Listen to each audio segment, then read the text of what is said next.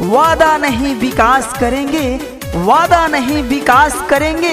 जन जन का कल्याण करेंगे। जी हाँ, ग्राम पंचायत राज धूपनगर धोबोल से मुखिया पद के प्रबल दावेदार कर्मठ जुझारू सहनशील मृदुभाषी समाज सेवी प्रत्याशी भाई अर्जुन माझी जी के ही अब मुखिया बनावे के बाद इनके के मुखिया बना के ग्राम पंचायत राज धूपनगर धोबोल के विकास करावे के बाद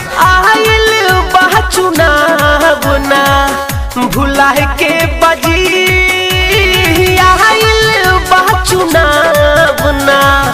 भुलाए के बजी अर्जुन भैया के जितावे के बजी अब की मुखिया बनावे के बजी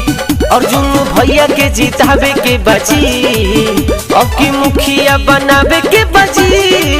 सोच के विचार के चुने उम्मीदवार के। जी हाँ, अगर वह चुने में गलती कर देता नहीं तो और पंचायत के भविष्य से खतरा में भी जा सकता। तो ऐसे अब की बार कोनो भूल चूक नहीं करे के और अपन चहेता उम्मीदवार अर्जुन माझी जी के ही जितावे के बा, इनके के जिता के मुखिया बनावे के बा और अपना क्षेत्र के विकास करावे के बा। सोची समझी रउआ कोहरी विचार जी निमन बाई करबे वो हार जी इनके जिताई रउआ परत पानी पौआ दिही जाइन का के प्यार जी अब की बार प्यार आशीर्वाद देवे के बा अर्जुन माझी जी के। सोची समझी रउआ कोहरी विचार जी निमन बाई करबे वो हार जी इनके जिताई रउआ परत पानी पौआ दिही जाइन का के प्यार जी निमन मुखिया चुन के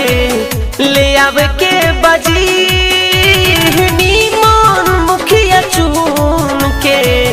ले आवे के बजी अर्जुन भैया के जितावे के बजी अब की मुखिया बनावे के बजी अर्जुन भैया के जितावे के बजी अब की मुखिया बनावे के बजी। पैसा नहीं दिल की सुने, पैसा नहीं दिल की सुने, अपना नेता